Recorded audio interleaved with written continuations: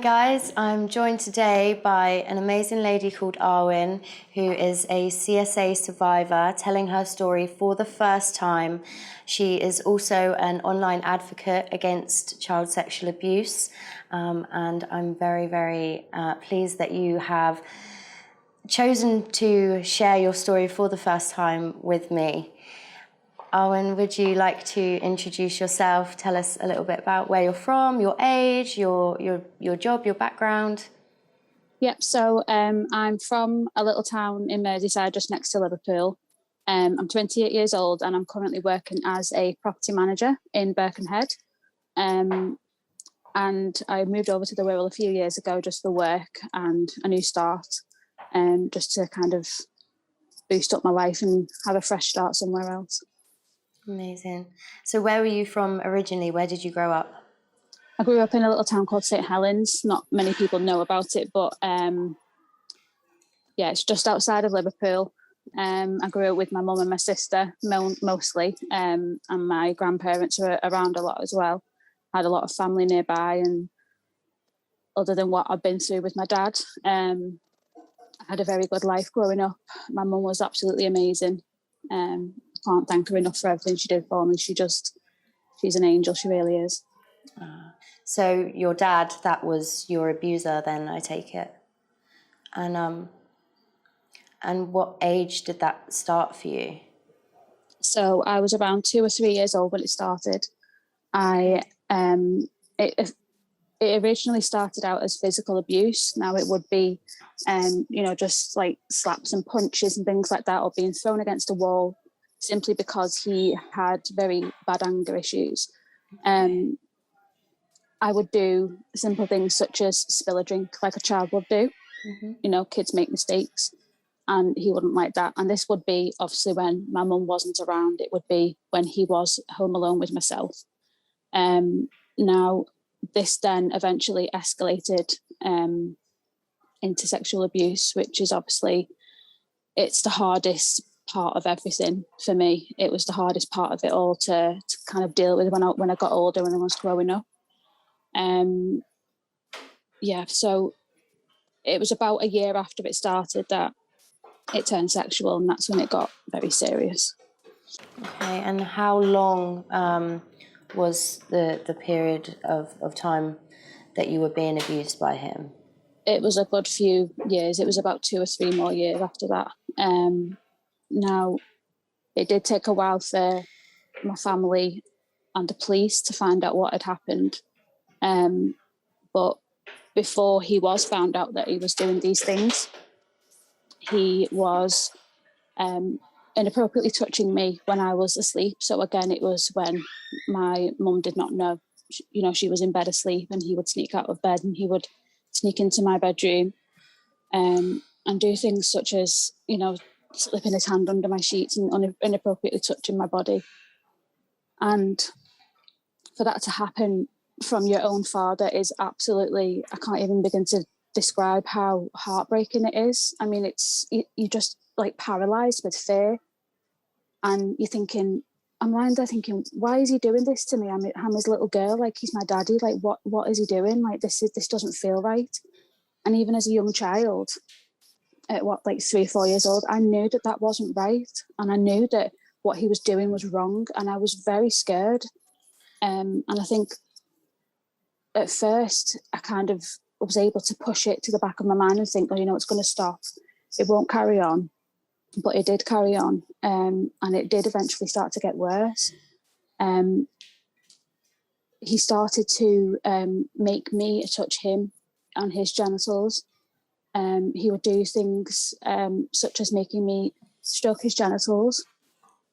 And again, as a child, even as young as I was, I still knew that was wrong. Mm-hmm. And it made me feel physically sick. I remember just feeling like I was going to throw up all the time, every time it happened. And it was just, obviously, as a child, for you to go through that, it's absolutely traumatizing. And I started doing things like, wetting the bed and acting out and things like that a child would do if they're going through something as traumatic as this. And then he did eventually start doing things he actually called it the bump bump game. And it's a phrase that's always stuck with me as a child and even growing up into an adult. He would make me lie on the floor and would sit on my chest. And for a grown man to sit on a young child's chest, I mean, you can imagine the weight that was on me and the pain that I was feeling. And he would bump up and down, which is where the name came from. And I think that was his way of making it as if it was like a game and like it was a bit of fun, and he was just having a bit of fun with me.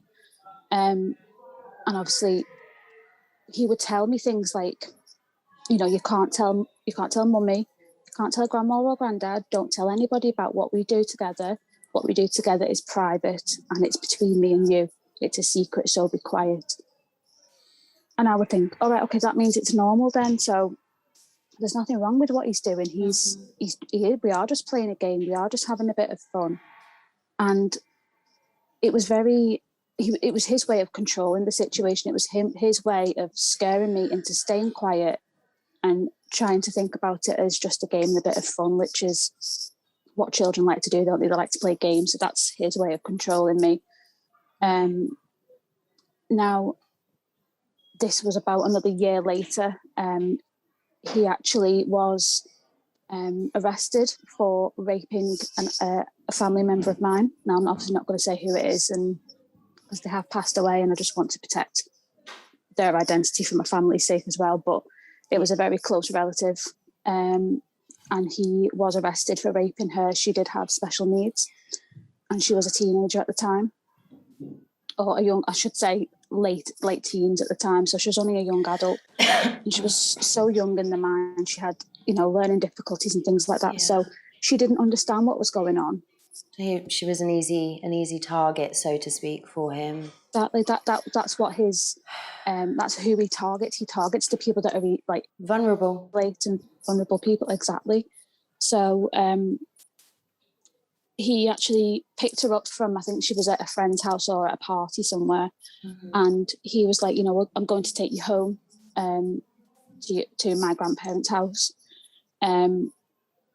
And he didn't. He took her to a car park just down the road and round the corner from where we live, and he did it there. And there could have been people walking past. He had absolutely no problems with the fact that it was in a car park, which is a public space. He didn't care. He just wanted to do what he did, and it absolutely destroyed her. For as long as she was growing up, she struggled with it. I mean, it was the biggest thing that had ever happened to her in her life. And yeah, he was arrested for that. He was questioned and charged for it. How did the arrest come about? So she revealed it to my family members. And I think at first they were a bit like, are you sure you're talking about him? Like, right. You're not talking about him. He wouldn't do that. And then certain other family members are a bit like, I do kind of believe what she's saying. I don't know why this person would lie about something like this. It's not a person that is completely of sound mind. She had learning difficulties, like I said. So where would she have got the idea of this from? Why would she even think to make it up? And of course, when he was arrested, my family members called the police and told them what had happened. They went and arrested him straight away. And of course, he denied it. For as long as I remember, he's always denied everything that he's done.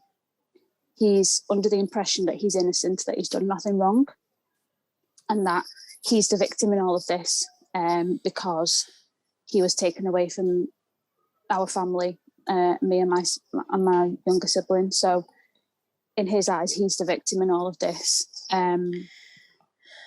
So how long was his jail sentence?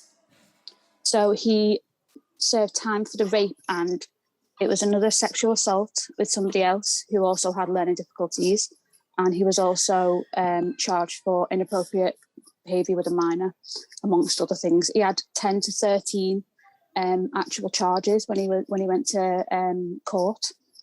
Now, I don't know all of them because I only know the number because my mum's told me, but she did say it was around 10 to 13 different charges. He only actually served 18 months, just over 18 months in prison. Yeah. for raping a vulnerable person, and obviously the other things that I mentioned. That's just disgusting. Did he serve that full time, or did he? He did just over 18 months. So I think there was 1 or 2 months added. Something might have happened in prison. They might have extended his sentence slightly, but It's not nowhere near long enough. Absolutely not, no. I mean, it was an absolute joke when I grew up, and my mum did tell me how long he did in jail, because I knew what he had done. And obviously, remembering what he had done to myself, I knew that was nowhere near as long as what he should have served. So at what point was it that you disclosed your abuse to? Did you disclose it to your mum? I assume it was your mum. Yeah. I was obviously around the family at the time when they were, talking about what had happened and talking about police interviews and things like that. And my grandma was noticing certain things about me. Some of my behaviour had changed. I was always a lovely, happy, bubbly child, always laughing, always smiling. And then just in the space of, I think she said about 2 weeks, I just changed into a completely different child. And she was looking at me and saying, this is not the grandchild that I know. This isn't Arwen. This isn't the Arwen that I love. So, they sat us down, and me and my younger sibling, and they said to us, has Daddy ever done anything to you? And of course, I was thinking, I'm not supposed to tell anybody about this. Something bad's going to happen if I tell anyone. But I knew that I could always trust my mum and my grandma. And I knew that deep down it was wrong. And I was so scared of what he was doing. And I did eventually tell them, because they said to me and promised me that it's a safe space for me to talk and to tell them. I can tell them anything, that they can trust me, things like that. So I did eventually tell them everything that had happened. I wasn't able to go into a lot of detail because obviously I was a child, and I think they were just kind of concerned that something had happened. Yeah. So obviously they had to inform the police straight away, because that was obviously extra charges to add on to what the ones, that he'd done in the past. Obviously this is before he went to prison. When things eventually did get to court proceedings and official charges, it was decided that because I was a minor, and that I was unable to make a official statement in court or on video due to my age, that the charges in relation to myself and any other minors that were involved, that he wouldn't be charged for those, because we weren't able to make an official statement. So of course he got away with that, which is why his sentence was so short. Now, even with the things he was charged with, I do believe that he was let off very, very lightly. Yeah, exactly. So growing up, I always hated the justice system. I always had a hatred for the courts, for letting our family down, and for letting myself down mostly. Obviously, from my own point of view, I was just so disappointed that they allowed this paedophile, this child abuser, who abused his own child amongst other minors, to get away with the charges simply because these people were children. Yeah. Now, I can't even fathom why. I can't. So, I mean, it's happening every single day all over the UK and all over the world, but it was, because it was happening to me, I was just so disappointed and felt let down and just so angry. But yeah. So what age were you when he went to jail? So I was in the first few years of primary school, so I was around 6 or 7 years old, 5, 6, 7, something around that age. And then when he got out, did you see him at all? No, he wasn't allowed anywhere near us. My mum was obviously adamant that he would not be allowed access to us, and the courts agreed that he was not allowed to see us. It was only fair that they protected us. When your father was then released from jail, did you see him at all? No, they said that the courts and my mum agreed that it was within my and my sister's best interest that he wasn't allowed access to us. they obviously wanted to ensure that even though he wasn't charged for what he did to us, they did acknowledge that these things did happen, and they wanted to make sure that we were protected, obviously because we were still children. And he wasn't allowed access to us until we turned 16. And if we wanted to then make our own decision to make contact with him, then we could do that, which is obviously something I wanted to do when I was 16 because I had so many questions. But the main question I wanted to ask him was, why did you do what you did? And why did you lie about it and say you didn't do it? And of course, being the manipulative liar that he is, he denied it to my face again.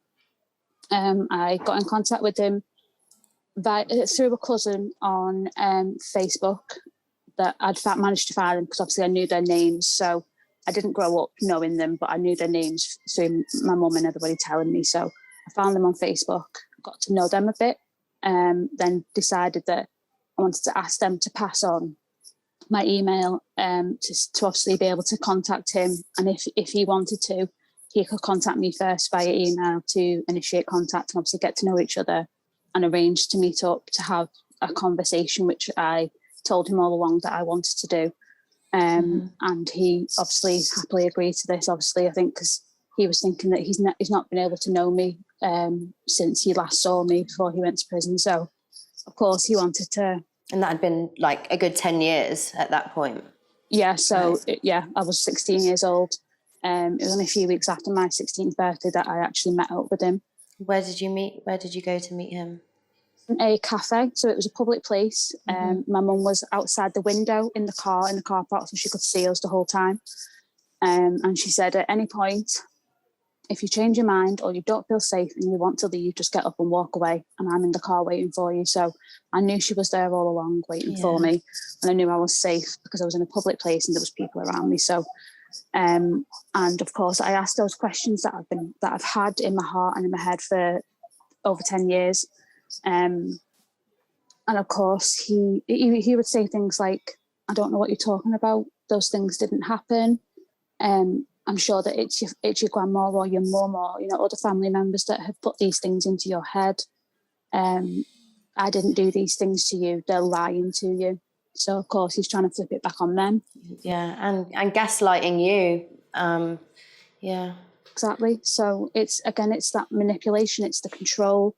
It's the lies. And I don't know really what I was expecting from that conversation, but I always promised myself that when I was old enough, I would have that conversation with him. And how did it leave you feeling like after you'd had that conversation? Were you glad that you had the conversation? I was glad because it really opened my eyes to who he really is. Yeah. This is obviously me as a 16-year-old, not obviously an adult yet, but still old enough to make my own decisions, so to speak, with some things. So I was glad that I did do that. It took a lot of energy out of me. It took a lot of confidence that I've had to rebuild over the years, and that still wasn't quite fully back up to what you would expect for someone my age. But I knew I had the support from my mum and my other family members, and I knew that it was something that I had the right to do. I had the right to ask him these questions. Yeah. So, and obviously I don't really know what I was expecting, but I'm glad I did it because it opened my eyes to who he really is. And what were the emotions that came along with that? When you left that cafe, do you remember how you actually felt? Yeah, I mean, I just went to the car and cried for a good few hours, and my mum couldn't really get much out of me at first. She was a bit concerned, obviously. She was like, are you okay? Do I need to do something, like call the police or something? I was like, no, he's not done anything wrong. Well, not anything physically or, but emotionally and mentally, he was just getting that control back from me. And I just remember feeling it was a sense of relief, so to speak, because I'd actually been able to have that opportunity. But there was still that part of me that was very disappointed, very angry that he was just lying to my face. Of course, I knew from certain stories that he wasn't a good person, and I knew from obviously what he had done to me and other people that he was not a good person. I wasn't expecting too much, so I didn't tend to get my hopes up too much, but I knew that he was going to lie. And I kind of went into the, you know, the cafe thinking he may lie about this again. He's lied about it before. He may do it again. But I do remember feeling just very angry, very disappointed with him. But it's kind of something that you would expect from a person like that, really, wouldn't you? Yeah. So. And you mentioned your confidence, that your confidence isn't quite what it should be for somebody of your age. Or what are the other like effects that this had on your personality or your traits growing up? So it was very hard for me to trust people, even as a child. And obviously when I got to my teenage years, I was a very quiet person. I was always a quiet bunch in my group of friends, the quiet person. And I was, had not much confidence. I didn't really believe in myself much. I doubted myself a lot. I didn't think I was capable of many things in life. I didn't think I would go far.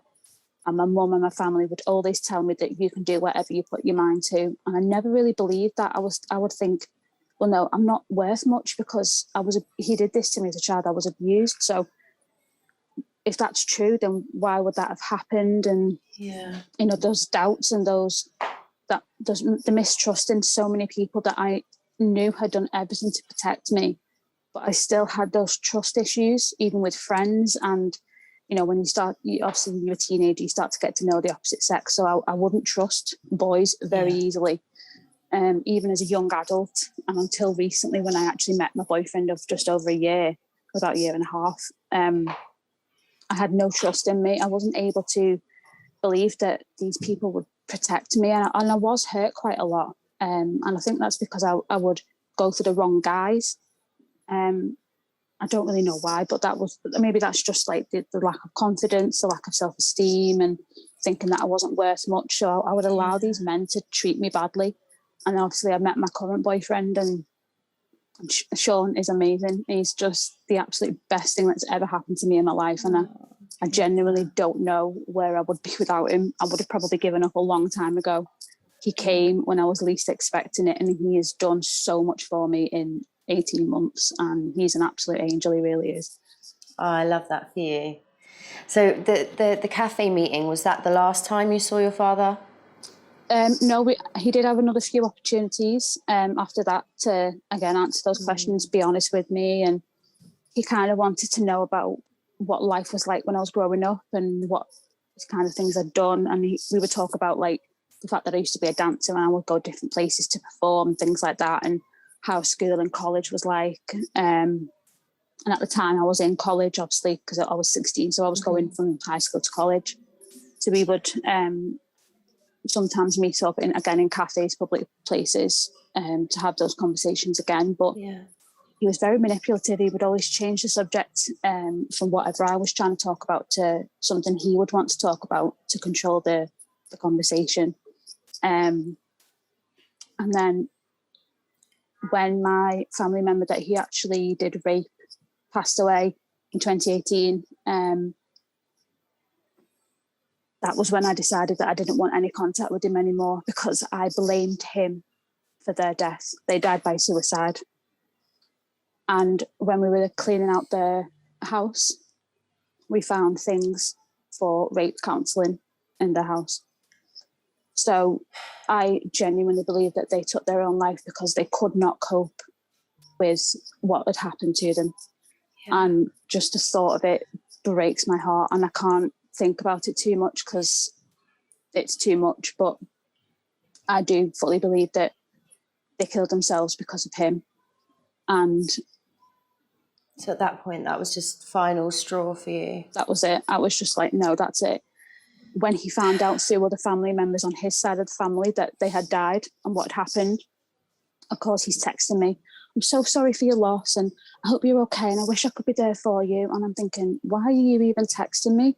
We haven't spoken for over a year. So why are you, knowing what you did to this person, trying to speak to me and console me and give me your best wishes or whatever? I was just like, this is ridiculous. I just texted him back and said, do not contact me again. Until I contact you, do not contact me. I do not want to hear from you. You are the reason this person died, and I do not want to speak to you. I don't want you in my life anymore. until I change my mind and I want to speak to you again, which I probably won't. That's it. Don't speak to me. Don't contact me. Yeah. So it wasn't until a year later that his father, so my paternal grandfather, had passed away. He contacted me to let me know that he passed away, even though I didn't know him growing up. He just wanted to let me know as kind of a courtesy, just to say, your granddad's passed away. And a few days later, I was speaking to a family member on his side of the family. And we were talking about whether I could make it for the funeral. And I said, no, at the moment, I don't want to be near my dad. I don't want to be near him. Yeah. Oh, why? I thought you were talking. I was like, no, we're not. I said, I blame him for my family member's death. And she asked me why. She was like, why don't you want to be near him? Why don't you want to talk to him? And I said, because of what he did to me as a child. And they said, what are you talking about? And this cousin is about 5-6 years older than me. And she said, I had no idea that this even happened, obviously, because I told her what had happened. She said, I had no idea this had happened. No one's ever told me this. It's never been a subject that's been brought up. No one's ever told me anything about this. I just assumed that your mum and dad had had a divorce and split up. She knew about the jail time, but I didn't know what it was for. And I was never told what he did to you. And I was just like so confused. I was like, how could you not know this? This is like 20 years later. So at this point, this is like 2 years ago. So I was like, how can you not know? How could your, like my auntie and uncles and not have told anybody? And I'm thinking, do all my cousins not know what he did? Are they all completely oblivious to who he is and what he's done? And I told her everything, and she said to me, Arwen, I need to tell you something. And I said, I think I know what you're going to say. And she said, he's done things to me before when I was a child. So, of course, I'm just absolutely distraught at this point. I couldn't breathe. I was crying that hard. And she told me everything that had happened. I told her what had happened to me. And I said to her, we cannot let him get away with this because he's probably done this more times than we realise. If he's done it to you and me and other people that we already know about, he's probably done it 10 more times. Yeah. I said, we can't let him carry on getting away with this. This is absolutely ridiculous. It's 20 plus years later and we're only just finding out. I said, tomorrow I'm going to the police station and I'm making an official report. And I did that exact morning, the morning after. I went into work to let them know what was going on, went to the police station that was up the road, and I made an official police report. And I went on record that day. They recorded my voice explaining what had happened and what I'd been through as a child and what the things he'd done to me. And that then kicked off the police investigation, which has been going on for about 2.5 years now, and it doesn't seem to be getting very far. You would think that, considering he's also a convicted rapist and a sex offender, that you would take it. A history of child sexual abuse.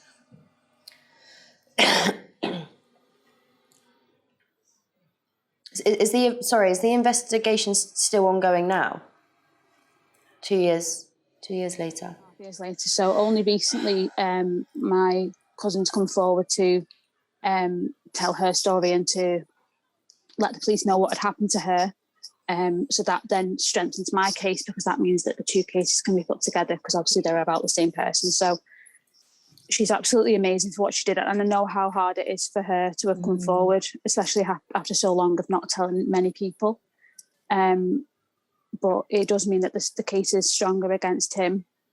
Now, of course, he's denying everything, like he always has done. He would say things like, oh, well, she's only stopped talking to me and made this police report because I stopped giving her money, which is absolutely hilarious, because I've never wanted or needed anything from him, never asked for anything from him. If I ever needed money or anything, I have a mother and other family members that I would rather ask than him. Yeah. Why on earth would I want to ask my abuser for money? That's absolutely ridiculous. He's then tried accusing my cousin of lying, just manipulating the police and, trying to twist things back on us and saying that we're lying and we're making things up because he's, something about my grandfather's will with my cousin. And it's absolutely ridiculous. Like, we don't need or want anything from him. He's just doing whatever he can to twist things back on us and flip the responsibility from himself back onto other people and say, you know, I'm the victim here, I'm the one that's being attacked, and, you know, things like that. And I'm just like, it really is laughable. But of course, I was expecting this to happen. Right. He cannot accept any responsibility for anything he's ever done, which is always going to be the case. But you would hope he would just grow a pair of balls, so to speak. Yeah. Hold his hands up. Yeah. Say, look, I did it. Let's just get on with it. But no, he's just dragging things out, which is why it's obviously been so long. Right. I've had to do 2 video interviews, which made me ill for a long time after each one. It's just so mentally draining. It's so physically exhausting. Having to talk about things that you've experienced in graphic detail to a police officer, which is a stranger. Yeah. It's so embarrassing. It's so it just makes you feel demoralizing. Yeah. You just feel like you're being further exploited and further, you know, just it's horrible. It doesn't make you feel nice at all. And just the memories and the flashbacks and the nightmares that I've had since I was a young teenager to even still recently, I still have them. And I'm 28 years old. So you would think that by now these things would have gone. But the reality is it sticks with you for the rest of your life. It really is a life sentence. Yeah. And then when he only gets 18 months, and you never got justice for your case. This was, though, that 18 months was for other cases. So you never, to this day, haven't got the justice that you deserve, and your cousin also. So tell us a little bit how you're now channeling your trauma to help other people. Tell us about what you're doing online. Yes, so I've always been very aware of obviously these issues, knowing what I've been through and, you know, the experiences I've had. And last August, I think it was, I was actually on Instagram on my personal page, just flicking through, and I saw that someone had shared a video from PD Protect. Now, she'd only just started herself. I think she's only like 1 or 2 months old. And what she was doing is she was getting all these predator accounts that were exploiting children online. And she was getting a massive list, and I'm talking like thousands of account names to report to Instagram. And she just blew up. Her account blew up overnight. And I was like, oh my days. So how are you now channeling your trauma? Take us through how you're now channeling that to help other people. Yeah, so last August, I was on my personal Instagram page and saw that someone had shared a video from PD Protect where she was gathering names for Instagram accounts that were all predatory and that they were exploiting children. And I saw how many accounts of, you know, how many of these accounts there were. And I was kind of shocked that these social media platforms would allow such things on there. I was quite shocked that they would allow these things to happen. I didn't understand how they would allow these accounts to stay up, but they would shut down accounts that were basically posting pictures of their children in an innocent way. And that made me think that something needs to be done. I need to do something. I need to use my voice. I need to use whatever platforms I do have to try and raise awareness on these issues. So I think it was a day later, I actually started Child Protection Project, and it's really hard. But I was seeing what I see every day, these accounts that I'm reporting, the issues that I post about, and it's very soul destroying. Sometimes it drains a lot of energy from you. It's not easy, but at the same time, it needs to be done. People need to start using their voices on raising these issues, awareness on these issues. People need to start making noise about them, not staying quiet and just staying complicit and allowing these things to carry on. Children are being exploited every single day. They are being abused every day, whether that's like online or in person. And I promised that day, I promised all those children out there that these things are happening to, that I would do everything in my power to, use my voice for them, for the voiceless. And I would do everything in my power to raise awareness, which is obviously what Child Protection Project is about. It's about raising awareness and helping to protect these children, helping educate people on these issues. I'm just doing everything I can. I mean, I'm not. And you're doing it. You're doing an amazing job, and you know you're on there every day, fighting for this cause, and you know, like India from PD Protect, and the lovely little synchronicity here that we figured out between ourselves earlier was that it was me that inspired India from PD Protect to start her account. Then she inspired you to start yours, and then you found me and ended up, you know, sharing your story for the first time with me. So it's all gone full circle, and you know, it all feels very aligned. And you girls are doing amazing work every day. And for somebody who's been through it to then go and face that every day and post things about CSA, you're a very strong woman, and you really need to give yourself credit for everything that you've been through and everything that you're now doing. You're a very amazing woman, and I really thank you. I really am so grateful that you felt safe enough with me to share your story for the first time, and I commend you and commend your bravery for doing so. I'm so grateful for you for allowing me this opportunity. I mean, it's been a long time coming. I've interviewed people where they've told their stories, and now I was like, oh, it's my turn now. This is scary, but it's also something that I need to do. People need to know that there are other survivors out there, and I want to encourage people that have been through what I've been through and haven't told anybody maybe, or, you know, they want to come out with their story and go to the police about it. Contact me and I will help you through that journey. I've been through it myself. I'm still going through it. And you guys can find her.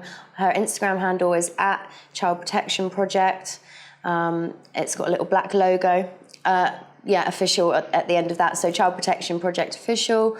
So if you want to reach out to Arwen and get some support from her, or just share your story with her and talk to somebody, you know, who's been through something that you've been through, if that feels like the safest way for you to first share your story, then please do reach out to Arwen, or you can always reach out to myself as well. And we'll provide you with a safe space to share your story. But Arwen, thank you so much for your time today. And I can't wait to see where your platform goes with this, and you have my full support the whole way with it as well. I'm excited. Thank you very much. Thank you, honey.